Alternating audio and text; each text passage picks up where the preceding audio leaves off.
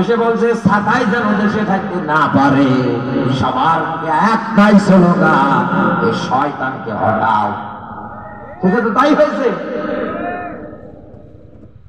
বাস্তবতা আপনি মিলিয়ে দেখবেন, এই দুনিয়ার ময়দানে কোনদিনও কোন ফায়ার সার্ভিসে মেয়েদের নিয়োগ,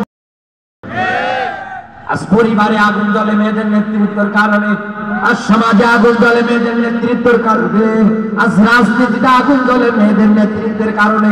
এই কথা বলে আজ আমরা বাবা হিসাবে ব্যর্থ। আমাদের মেয়েগুলো, মা বাবা মরে গেলে আপনার ভাই ভাবি আত্মীয় স্বজন যারা আছে সবার কাছে তো আপনি বোঝা হয়ে যাবেন। কথা বলেন না কেন? এতদিন মনে হয়েছিল যে স্বামীর বাড়িটা জাহান্নাম, ডিভোর্স নিয়ে এসে বাবার বাড়ি 6 মাস কাটান, আপনি দেখবেন ওটার কি জাহান্নাম, এর চাইতে বড় জাহান্নাম এইটা।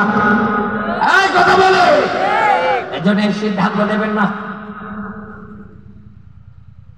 এই দুনিয়ার ময়দানে আপনি স্বামীকে মূল্যায়ন করতে শেখেন, কারণ স্বামীটা আপনার জন্য প্রেসিডেন্ট। রাসূল এইভাবে সতর্ক করলেন, করার পরে জাতির লোকদের সামনে সতর্ক বার্তা।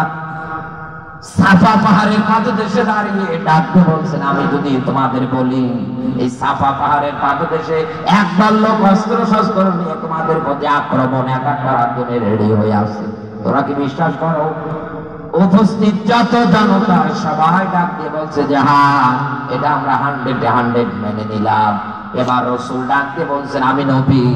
সঙ্গে সঙ্গে আবু লাহাব রাসূলের দিকে অভিশাপ দিয়েছে, রাসূলকে পাথর মেরেছে। সিরাজ ইবনে হিশাম সিরাজ বিশ্বকোষ আর রাহিবুল মাকতুম যে কোনো ব্যাখ্যা খুললেই পাবেন। সূরা লাহাবের তাফসীরও দেখবেন এগুলো নোট করা আছে। ওর 2 হাত, ও নিজেও, ওর স্ত্রী সন্তান ধন সম্পদ টাকা পয়সা কোনো কাজে আসবে না। আমি আল্লাহ ওকে প্রবেশ করাবো জাহান্নামের লেলিহীন অগ্নিশিখায়। ও সাফাই নবাবগঞ্জের মানুষ, একটা বার আপনি চিন্তা ভাবনা করে দেখেন, শুধু নবীজির থেকে অভিশাপ আর পাথর মারার কারণে আমার আল্লাহ যদি ওকে ছাড় না দেয়। আল উলামা ওয়ারাসাতুল আম্বিয়া, এই বাংলাদেশে নবীজির পরে নায়েবে নবী যারা, আলেম যারা, এদেরকে যারা অপমান করে গায়ে হাত ওঠায়, আল্লাহ তো আবু লাহাবের চাইতে এদের নিকৃষ্টতম পরিণতি করবে। এই জন্যই তো আমি আপনাকে বলছি সতর্ক হন। সামনে এমন দিন আসবে, এমনও সময় থাকবে আপনি মারা যাওয়ার পরে পড়ে থাকবে, জানাজা দেওয়ার মতো কোন লোক খুঁজে পাবেন না। কারণ আবু লাহাব মারা গিয়েছে, ওকে আদর করে কেউ মাটি দেয় নাই। এক কথা বলে হিংস্র জন্তু জানোয়ারে ওর লাশটা ছিঁড়ে ছিঁড়ে খেয়েছে, কারণ শরীরের মধ্যে সোয়াইসের রোগ হয়েছিল, প্লেগ রোগ। ওর স্ত্রীর গলার মধ্যে লাখের বোঝা দড়ি, আর বাইতুল মুকাররমের সামনে আলেম ওলামা এক জায়গায় দাঁড়িয়ে ওর ফাঁসির আবেদন করছে।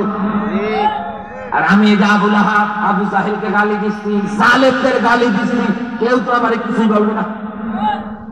তার মানে আল্লাহর ব্যাখ্যা এটাই, নবী এই দুনিয়ায় কিয়ামতের আগ পর্যন্ত হাজার হাজার আপনার রূহানি সন্তান তৈরি হবে।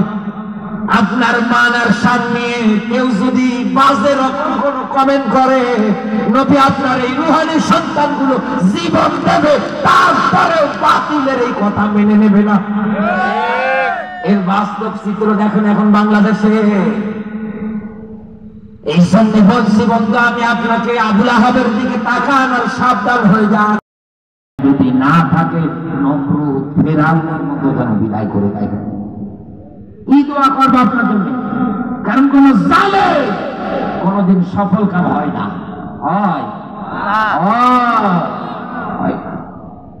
আমি জানি আপনারা বিরক্ত হয়েছে। আমার ভাইরা যারা এসেছেন স্বামীর সেবা ভক্তি খেদমত করার কারণে, আর রাসূল জানিয়েছেন কোন নারী যদি 4টা কাজ করে জান্নাতের 8টা দরজা যে কোনো দরজা দিয়ে প্রবেশ করতে পারবে। 1 নম্বরে 5 ওয়াক্ত নামাজ, 2 রমজান মাসের রোজা, 3 স্বামীর খেদমত, 4 পর্দা, একেবারে ইজিলি আমরা। কিন্তু আপনি স্বামীর খেদমতে আজ ব্যর্থ, স্বামীর গলার ধরে ঘুরাচ্ছে, দাম দিতে চান না। 3 নম্বরে তালিকায় যার নাম এসেছে তিনি হচ্ছে